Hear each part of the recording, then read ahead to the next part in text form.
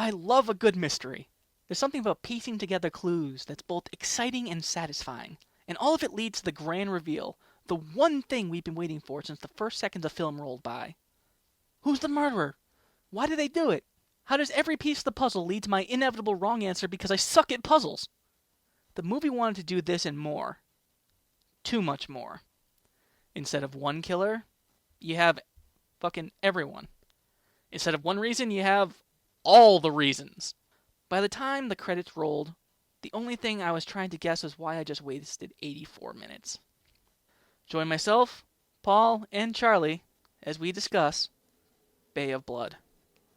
Who the hell writes things like this? Who's this guy? Why is he here? So we're just cutting to here now. Why not? They couldn't even write the animals well. How does that make just there? Sense? How can he be there now like this? They'll just take not what's this guy? People act. Fuck me. What did I just watch? You're just gonna play Sins of the Solar Empire while we... Yeah, while we record, I'm just gonna play this game. It's like, oh, what? What were we saying? Oh yeah, the movie was stupid. Yeah, anyway. Oh, fuck it. Yeah, I'm gonna play this instead. Jeez, was it that bad?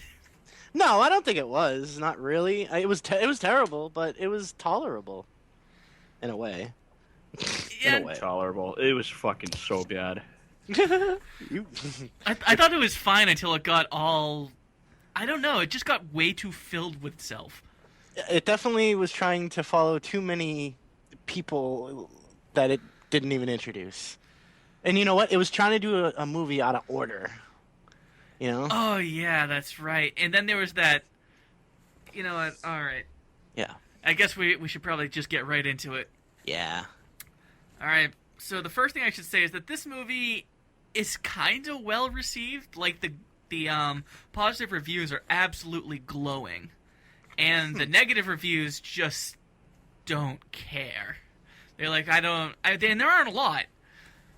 For example, on IMDb, it got a 6.8. You know, again, you still have some of those negative ones where they're just like, I don't really know what's going on. It was a little confusing. I like the guy's earlier work better. So there's a lot of goodwill toward this guy Mario Bava who actually made the movie. But as far as this movie goes, they can't even give him a pass. Meanwhile, you have all the people who are just out of their fucking minds. Some of the reasons why they like the movie aren't even in the movie. And here's the most amazing thing. On Rotten Tomatoes, the critics gave it 80%. The audience gave it 65, which kind of matches with IMDb. But the weird thing is that, like, some of the reviews, there were about 10 reviews, and some of them were blank. Blank? Just like, no, they didn't say anything? Yeah, like, they reviewed a movie, then just didn't say anything. Like, that's enough. Bunch of weirdos. Yeah, 5 stars. I got nothing more to say about this. Like, when I saw this, when I saw the opening, you know, all the names were like Giuseppe and Luigi. I was like, yep, this is gonna be an Italian movie. Yep. And then, you know, they don't say anything. I was hoping the movie was just gonna be her silently wheeling around her house for an hour and a half. I thought that would have been a great movie. Yeah. I think they were actually speaking English at some points because the dubbing was matching up with their lips, sort of. Yeah. So I was like, I think it's. I was watching it with Courtney, and I was like. Yeah, they produce like the written suicide note before anyone says anything. I'm like, yep, it's in Italian. And Courtney goes, "Fucking Martin." Hey, look, this is a very specific type of movie, and I actually haven't seen that many of this type. It's called a giallo. It's an Italian genre, and what it is it's kind of like half horror movie, half mystery. Which is why they have this complex murder plot in there, and then like you just have like all these other people getting killed. The difference between this one and the other ones is that this was one of the first times that like they really lingered on the violence and the gore. Yeah, well, you want to know what the biggest fucking mystery was? What the fucking plot was of this movie? I had no fucking clue what was going on. It was really complicated and kind of convoluted. I want to say it was convoluted, yes, but. There was all the characters like they kind of synced up, and I mean that's the thing, Paul. I know what you're trying to say. Like everything does make sense, But And- it's because of that convolution that you can't really enjoy it, because more time goes into figuring out what the hell is happening as opposed to enjoying what's actually going on.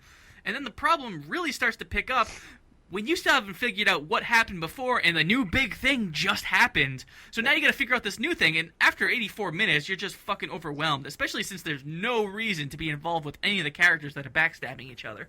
Yeah. I actually would compare this to the convoluted plot to kind of season 2 of True Detective. If you haven't seen that yet, it's kind of there's a lot to it. There's just a lot That's- of characters that aren't mentioned before that are dying, or that they're like kind of important to it, like as a whole episode. That's funny that you say that. One of my notes is there's an inheritance question mark. This is True Detective season 2 all over again.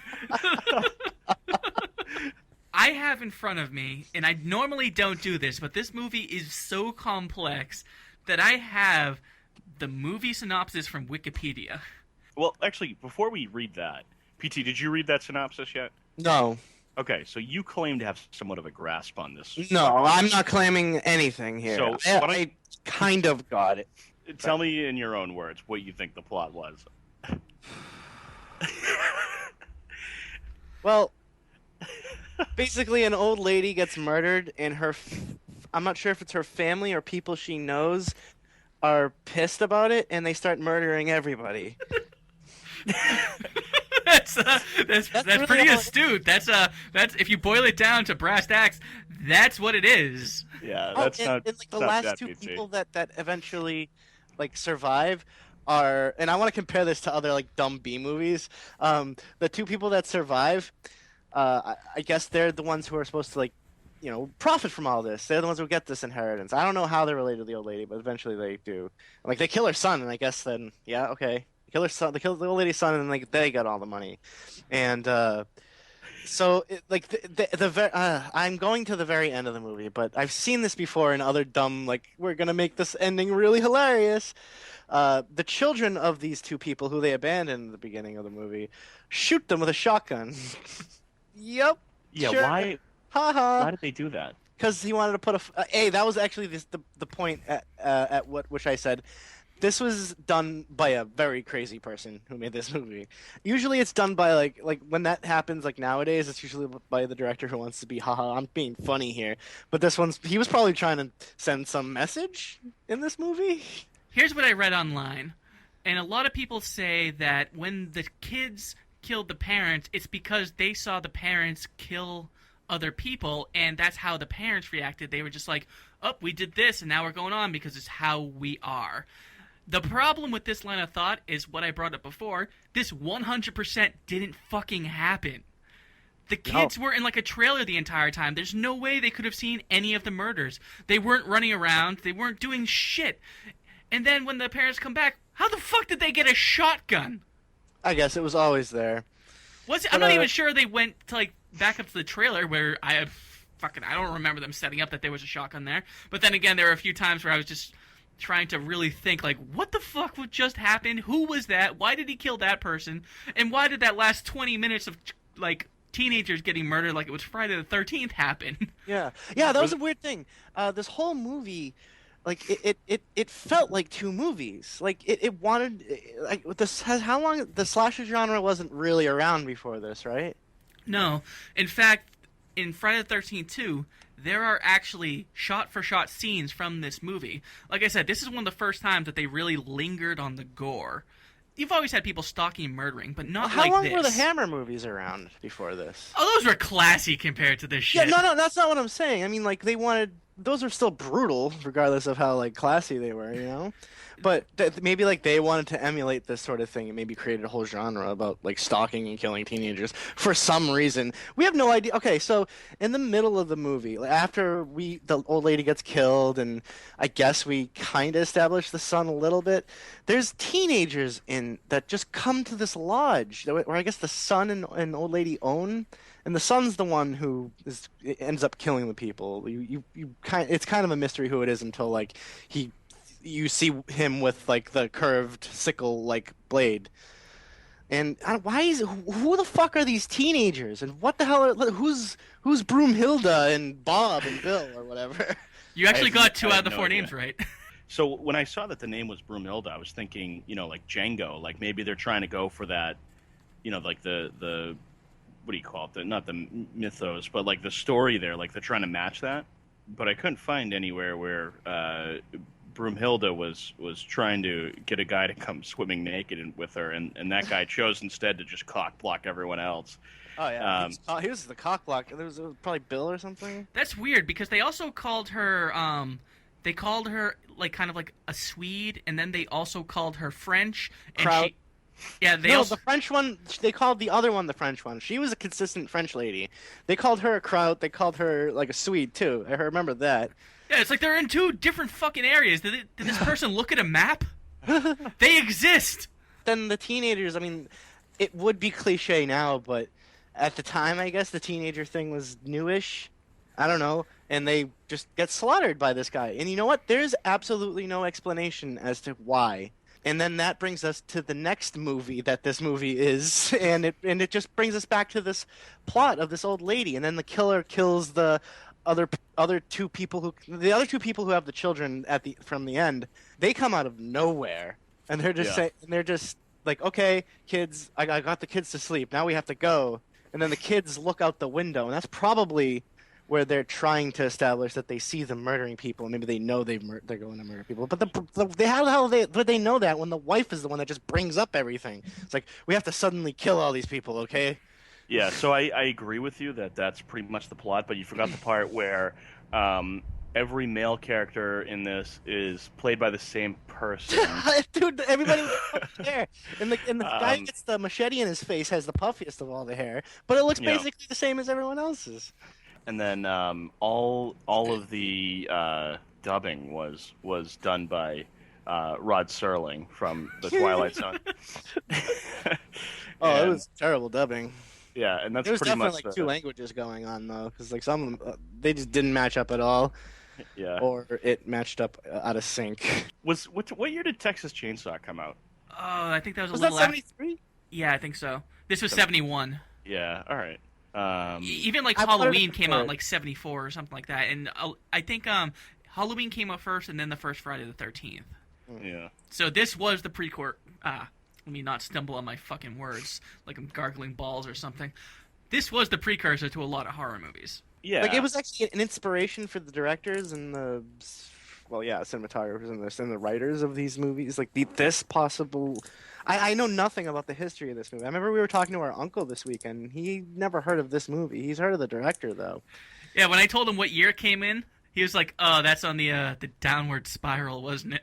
Yeah. I was like, "Yep." Yeah.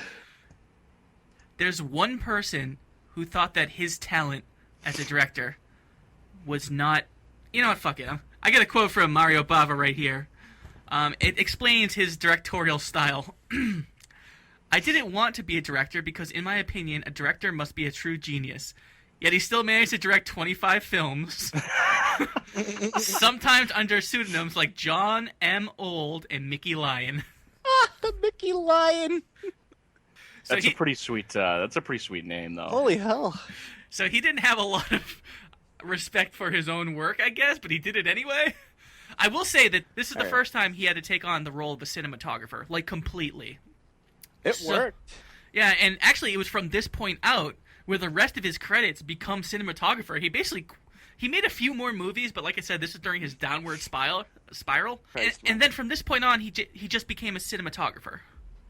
Yeah, I thought the movie it was creepy. It definitely had that like, oh no, is there gonna be a killer there? And for the most part, yeah, there was absolutely a killer there when there was those like creepy fucking moments of like looking over your shoulder. It's hard to be truly creeped out because you're saying, "Oh my God, is there a killer out there?" Yeah, the character you're looking at. That character is about to murder 2 or 3 people. And that was hilarious, and at the same time, especially I don't know, especially how like completely irrational everybody got. When like I think it's the kids that just broke into the house randomly for no fucking reason other Yeah. than to. Did I they don't know if it's, him? crazy. Yeah. No, I don't think so. But my favorite part was when they took the camera and they just rammed it into a flower pot, and then it just fell over, and they were like, "Oh, there's noise outside." Like, what a great special effect that was. like, you know what? We need to make it seem like the killer just knocked over a flower pot. What if we just jammed the camera into it and just fell in and knocked it on the ground? They're like, brilliant. Put that in. I remember my favorite shots were a lot of the scene transitions. Because I'm just gonna give for example, like the axe that no way that someone could get their head chopped off in one swipe. When that lady's head got chopped off, it just cut to the kids in the trailer, and they dropped the ceramic head, and they were like scooping it up, like scooping up all the little brains and stuff. And for some reason, the kid handed it off to his sister, and then cut. And it was it was actually a really nice, interesting transition into nothing. First of all, I think this movie illustrates why it's, we live in such a better generation that, we have the internet and stuff like that. So, like, we can, we have more shit to do and more exciting. Like, before the internet, did you see that guy just, like, running around with fucking a net capturing bugs? Like, that's what he did. That was his entertainment for the day. Yeah, and that lady I was talking about was his wife, by the way. Yeah. And, his creepy witch wife? She was doing tarot cards, but she was doing tarot cards with just a regular playing deck of cards. Which is a thing. I guess so. That's a thing? Yeah, that's a real thing. Really? It's like, oh, look at that, you're the Joker. Ha. Ha ha ha. I'm the Two of Diamonds, which means I'm a piece of shit. All right, Look so at that. I pulled up Mario Bava's filmography, and there are some things, because you asked earlier, like, what did he do that was so big? He did a movie you might remember called Black Sabbath. That's actually on our list. He did Blood in Black Lace, The Whip in the Body, which actually starred Christopher Lee. And unfortunately, he did also do stuff like Kill Baby Kill and Planet of the Vampires. Nice. Nice. know, all on the list. I'm actually I would be really interested in seeing more of this dude's movies. I mean, regardless of like, okay, sure, it was shit and it didn't fucking make any sense. I don't know. I thought it was still interesting. Yeah, I'm good. I mean, you guys can. But wait, we're gonna. Yeah, we can still got one more. We still have one more on the list, Charlie. I just won't mention when it comes up again that it's by the same guy who did this. I don't know. I didn't hate it. I definitely didn't hate this movie. I think there are better giallos out there. Oh, and- absolutely. I bet. This is just my introduction to him, I guess. All right, so I have, like I said before, I have the Wikipedia description right here of the entire movie. I'm gonna start reading it, and I'll give like a little bit of my commentary here and there, but let me know when you guys just get completely confused at what I'm talking about. Sure. Okay.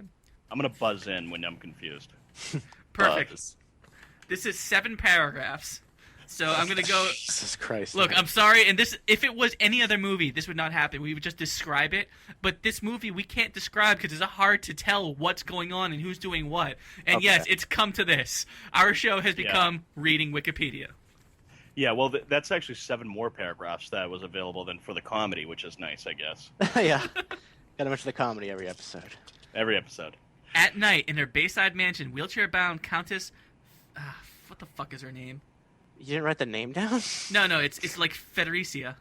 Sure, Federicia. Countess Federicia is attacked and strangled by her husband, Filippo Donetti. By the way, you don't know this at the time. Yeah, I had no idea who that was. And then they said, and one of the, like I said, the movie was out of order. There was like a flashback, and like it's talking to the son, and like he's convincing the son that it would be a good idea to do this or something like that. Yeah, so before I continue, that's one thing I do have to say. Wikipedia explains everything, but just because it's able to explain everything does not mean that what you're hearing is in the right order. It's taking stuff from the end of the movie that explains certain parts in the middle, and it's like I said, if it was structured this way, this movie would have been a little bit more, Enjoyable? competent. It would have made more sense. Yeah, it would have made a lot more sense. But only a little bit. All right. So we got this far. We're at the beginning. Yep. In turn, an assailant suddenly stabs him. Donati's corpse is dragged into the bay. The police find what they believe to be a suicide note written by the Countess. Buzz. I didn't catch that. I didn't catch that it was a suicide. I know they said suicide note, but I He didn't put know. he put a suicide note next to the bed before he got stabbed. No, I saw that, but Yeah, like, you did. why was it a suicide note? Like, why was it? Because she said in the diary later on, they find her diary. I don't Yeah. know if it's a flashback or not, and it says, and her diary says something about wanting to leave this plane of existence or some bullshit, and they were like, oh, we could use this as a suicide note. It was so fucking dumb. Yes. Yeah, So it's been described. Okay. So far, Charlie, what we have is somebody's murdering someone else and using a page from their diary, taking it out of context and making it look like a suicide note, so that it won't the murder won't be drawn back to them, then that person is murdered. And that was where I was. That's where you're like the whole movie. If you even remember who the guy was at the beginning, you're like, who the fuck was it that killed him immediately after he killed the mom? Okay, paragraph 2. Boy, that wasn't the first one. Real estate agent Frank Ventura and his Buzz. love. No idea that guy was a real estate agent. Go on. Yeah, I didn't either. Wait, Frank is. Yeah, okay. So Frank was the guy that owned the house, Yeah. right? That the kids broke into. I think so. Yes. Yeah, Buzz. No idea. Yeah. Okay. Keep going. And his lover Laura plot to take possession of the bay. Buzz, never established. Keep going. It kind of was at the end. It is because When she after was getting choked to death, it was like there was a flashback again. yeah, everything in this movie is explained via flashback at the end of the movie. Buzz, That- but you- That moment when you don't care is when everything is explained. yeah. Well, in the flashbacks weren't even done that well because it just looked like oh, I guess that old lady's alive again. You know what I mean? Like I was like, oh, I guess this is. It was really confusing when the flashbacks were happening, especially if you were looking away from the screen for a little while because it only unfocused, and it was weird too Yeah. because some of the shots were focus, unfocus, focus, unfocus. They Those did were that way fucking too. terrible. They did that was way funny. too much, but there was a reason for it. This movie's budget was so small that he had to do some very creative things as a cinematographer. I mean, you know those nice tracking shots? Sure. Yeah, that was done in a child's wagon because they couldn't afford a dolly. Also, Awesome. I want to quote this from the actress Laura Betty. She's the one who played Anna Fassetti, and you have no idea who I'm talking about. Who was she? Which lady was she? Crazy That's the tarot card lady. one- Okay, yeah, she was Okay. the one who got her head chopped off. That I was talking Yes. about. She says, quote, all of this had to occur in a forest. But where was it? Bava said, don't worry, I will do the forest. And he found a florist who was selling these little stupid branches with little bits of foliage on them. And he began to make them dance in front of the camera. We Should have made had, a movie about that. Call it the shittiest florist in Italy. we had to act the scene strictly in front of those branches. If we moved even an inch either way, the woods would disappear. So if you guys thought they were in the forest, they really weren't. There were like a few trees scattered everywhere, and it was all his cinematography. I thought it worked. I thought they were in a forest. I did too. I think as a cinematographer, he's brilliant. Considering that's what he had to do, that's amazing. That was awesome. I But think shit like that's why I liked it. But go on. and I mean, he did have to do the zoom in, zoom out, and I hated it. I that's hated how often it happened. It felt like someone was like, "Oh, this was cool," and then just kept doing it because they thought it was cool every time.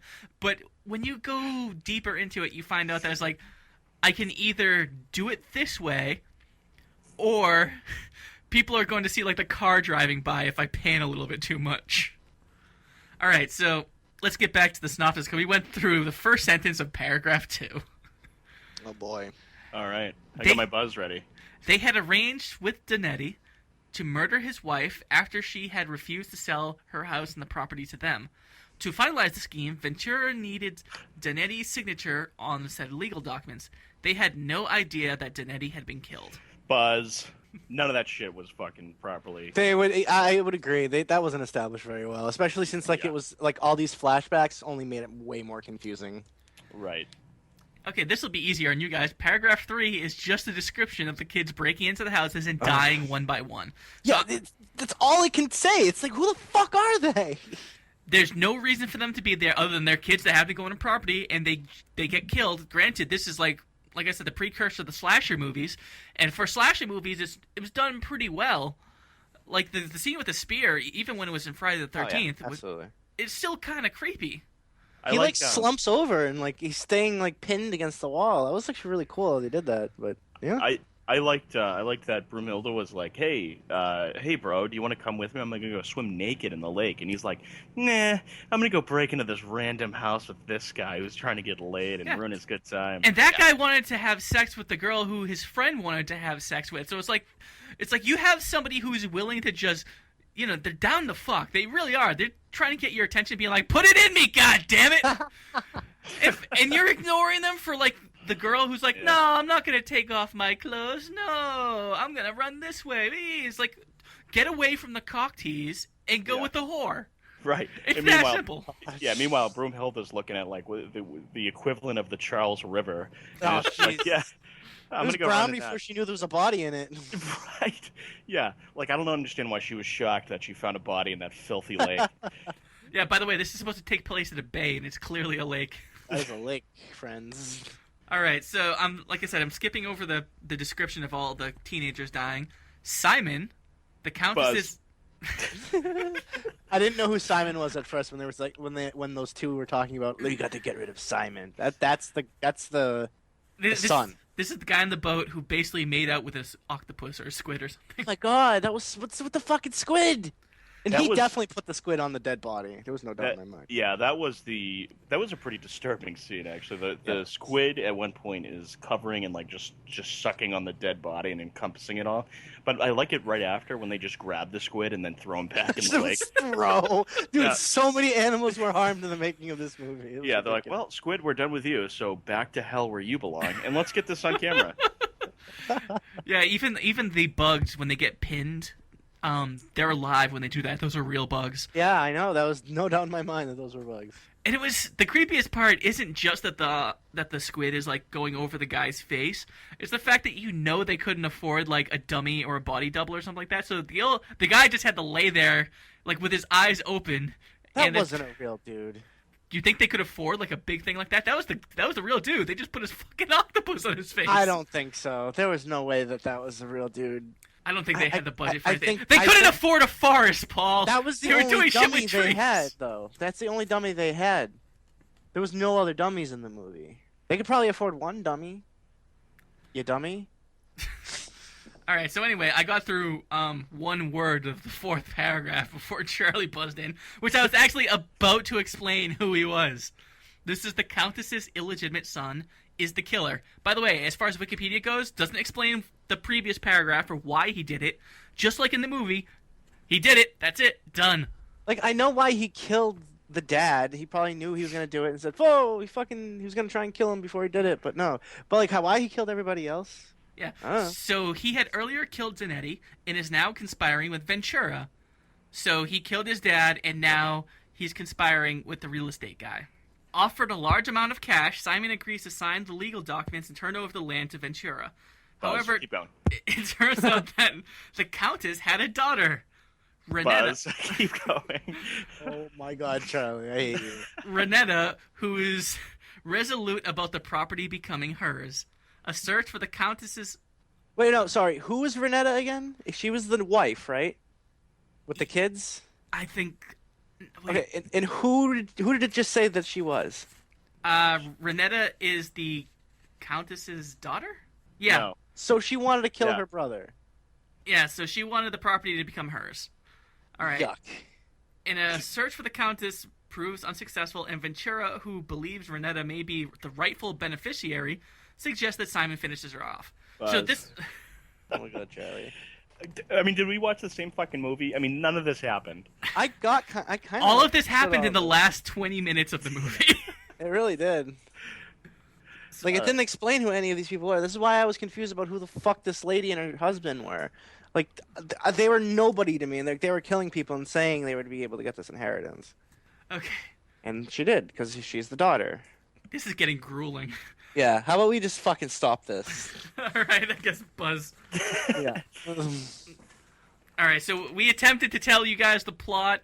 I mean, I thought we did an okay job at the beginning when we were just fucking explaining everything, but are you Basically, are you basically sure? from what I understand, is that everyone wants this piece of land and they're killing each other over it. I mean, is yeah, that pretty much it's it? really Yeah. all it is. And Okay. and at the end, the kids kill the parents and nobody gets the land, I guess.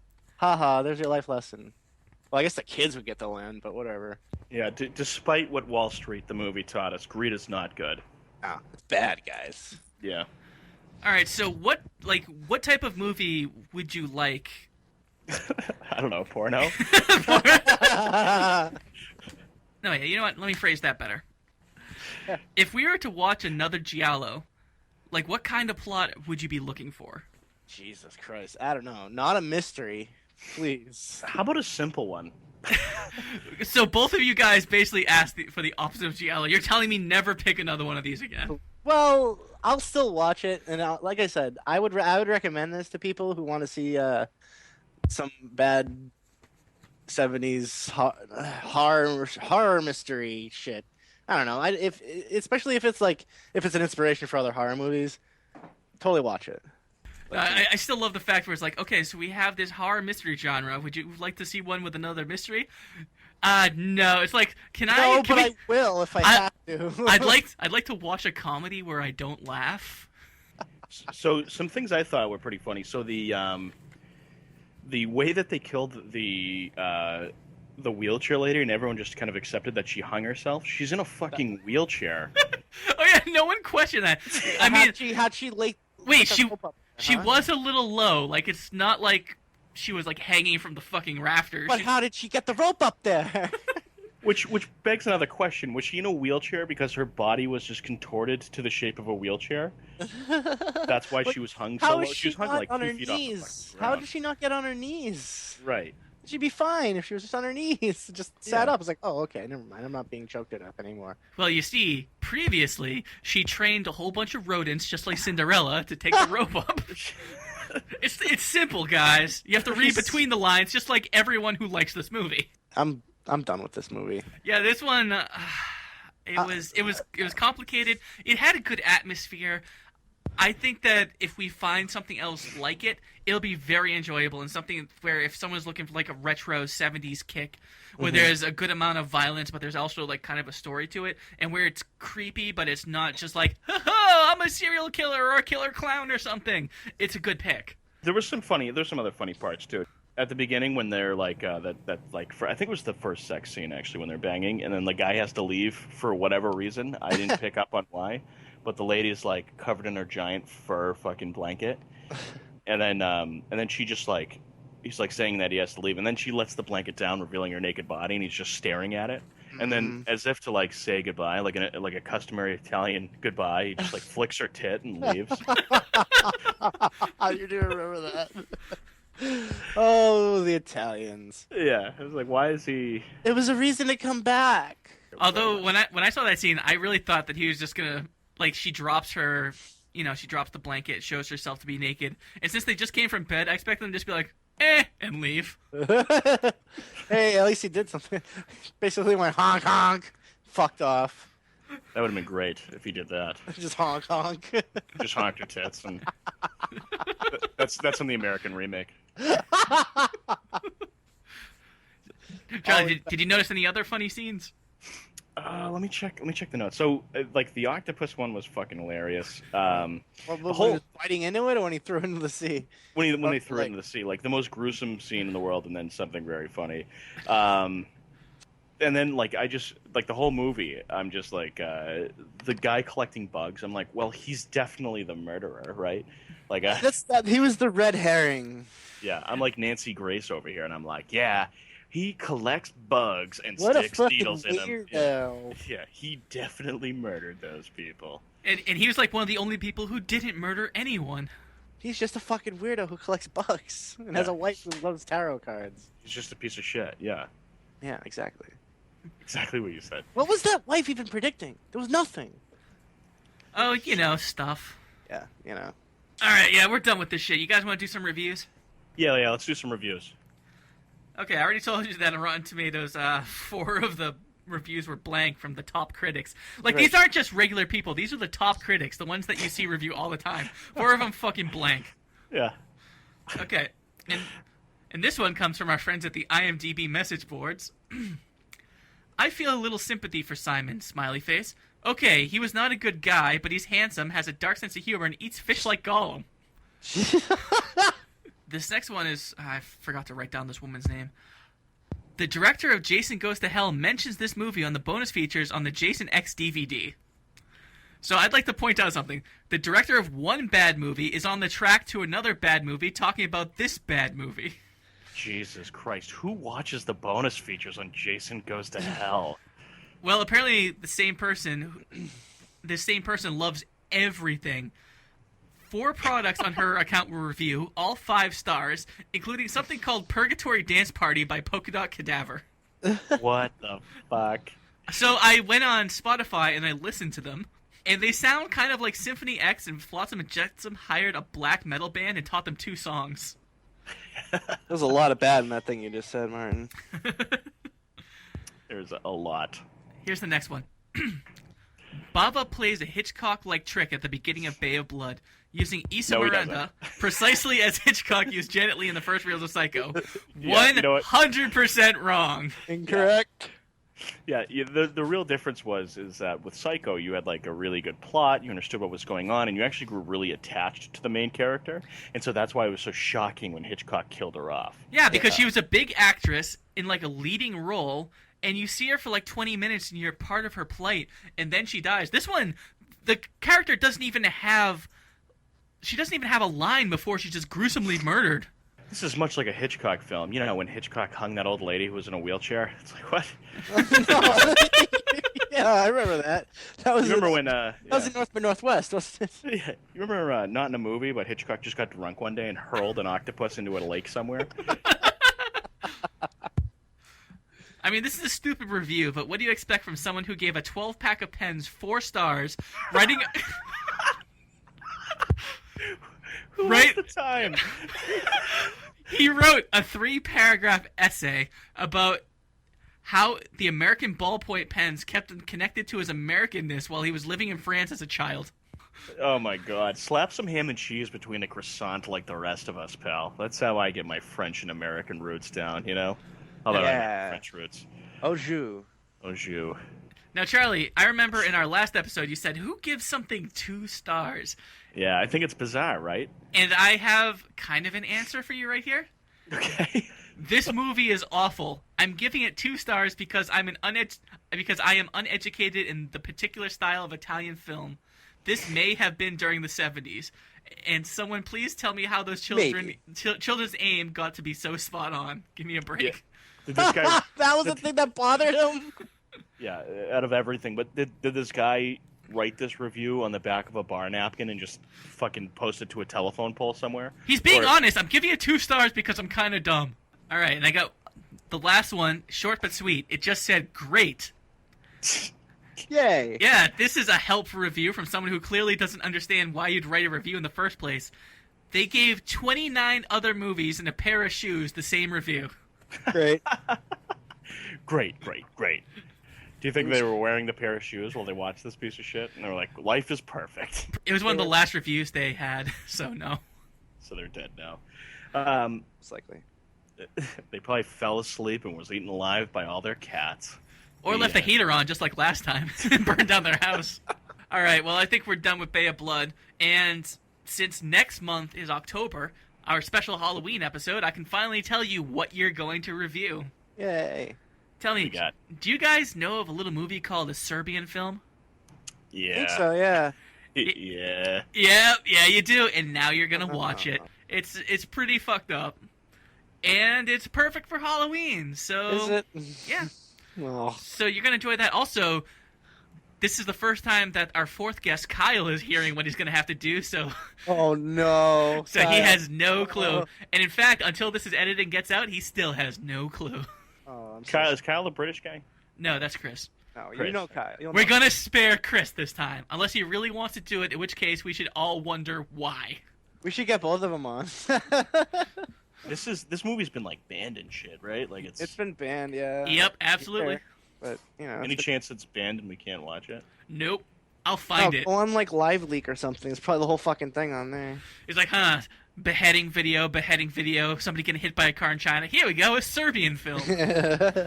That's next time. So until then, get the fuck off my internet.